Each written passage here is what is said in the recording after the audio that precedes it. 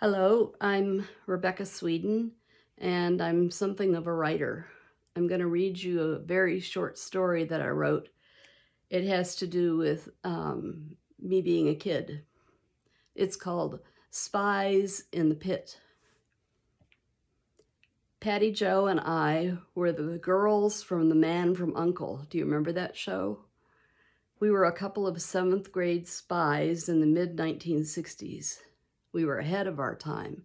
While The Man from U.N.C.L.E. was on TV, the spin-off called The Girl from U.N.C.L.E. was still a year or more away.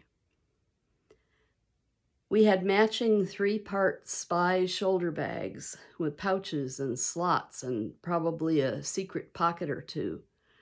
We had jockey caps with sunglasses attached to them. The sunglasses could be on our faces like this or up on the bill of the hats.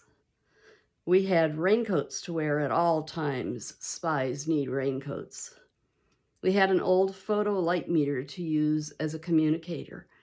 Neither of us had cool boots, but we were hopeful. We both wanted to look like Mrs. Peel from The Avengers.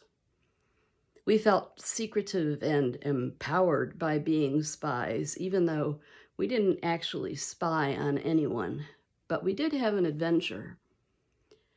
There was a restaurant downtown that the high school kids called the Pit.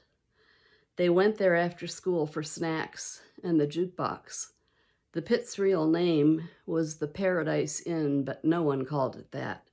At least spies didn't.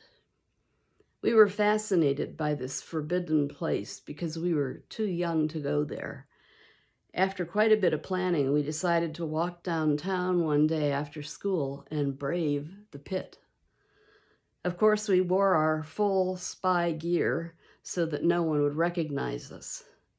I'm sure we slinked along Broad Street until we reached the door of the Pit. Inside, it was dark. In a few years' time, we'd know that was for atmosphere, but at that time, it made the place seem more forbidden. I don't know how we got seated. Maybe we just sat down in an empty booth. We pushed our sunglasses up to the brims of our hats because it was so dark. The waitress came over a few minutes later. I was certain she would throw us out for being too young, but she didn't.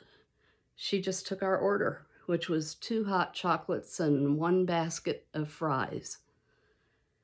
We sat there trying not to be conspicuous in our seats, dipping fries in our hot chocolates, just like any spies would do.